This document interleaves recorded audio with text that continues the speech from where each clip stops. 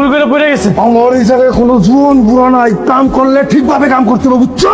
কপালে লাগে নাই তো? না না, চলো ডাক্তারের কাছে নিয়ে যাই, তাড়াতাড়ি চলো। লাগবে না, আমি ঠিক আছি। এই টাকাটা রাখো, চিকিৎসার জন্য কাজে লাগাও। কিসের টাকা এটা? মামা ক্যাশ থেকে নিছিলাম। ক্যাশ থেকে আমার অনুমতি যারা কাহানি সব।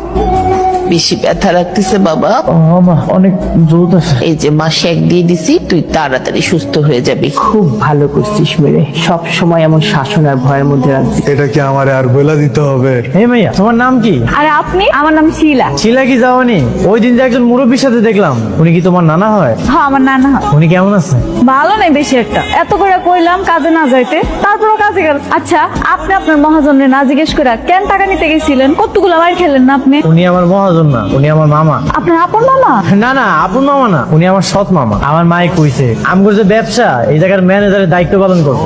আপনাকে ব্যবসা মানে? আমি তো লেখাপড়া জানি না, তাই এইখানকার সব দায়িত্ব আমার মামা পালন করে। নিশ্চয়ই বেটা আমার পটানোর জন্য কাহিনী করতেছ। নানার কাছ থেকে সব সত্যি কথা জানবো। কি হইলো?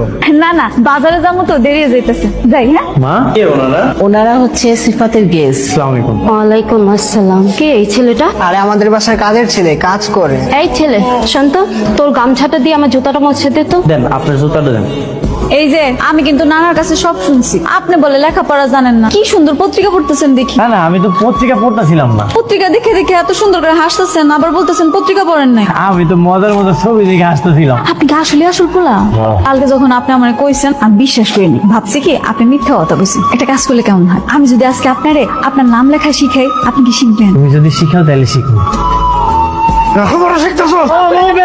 কোনো দোষ নাই, সব দোষ আমার। আমি কইছিলাম নাম শিখাবো।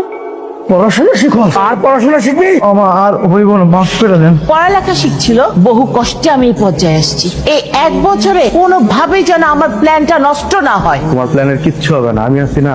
আমার যে শরীরের অবস্থা, আবার কিছু একটা হয়ে গেল, আমার নাতি কি হইব বাবা? না না, আপনার কিচ্ছু হবে না, চিন্তা করেন না, আমি তো আছি। কামটা চলে যাওয়ার পর থেকে না না কেমন জানি ভাঙা পড়ছে। আচ্ছা, আমি আমার মামার সাথে কথা বলে দেখি এটা কামের ব্যবস্থা করা যায় কিনা।